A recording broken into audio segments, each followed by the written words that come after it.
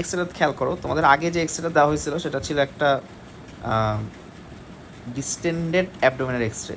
এখানে তুমি যখন দেখবা, তুমি দেখো যে এখানে দেখতেছো যে ভাইয়া এখানে কি কি আছে, আল্লাহ কি অবস্থা হয়ে আছে, ঠিক আছে। এখানে লার্জ গার্ড তো ডিস্টেন্ডেডই, এই জায়গাটা হলো স্মল গার্ডের ডিস্টেনশন হয়ে আছে, ঠিক আছে।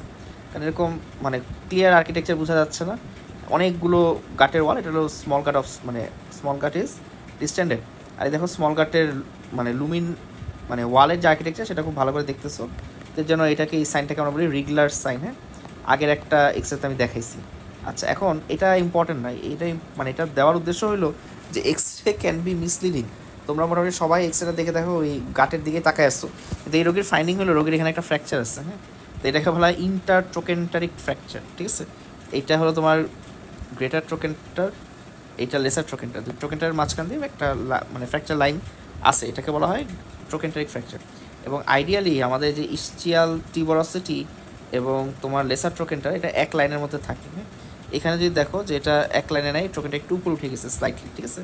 তো এই যে উপরে উঠে গেছে, এই মানে যে অংশটা ভাঙছে সেটা উপরে উঠে গেছে, এটাকে বলা হয় তোমার মার্জিনেশন, ঠিক আছে, একটু উপরে উঠে যায়, হ্যাঁ।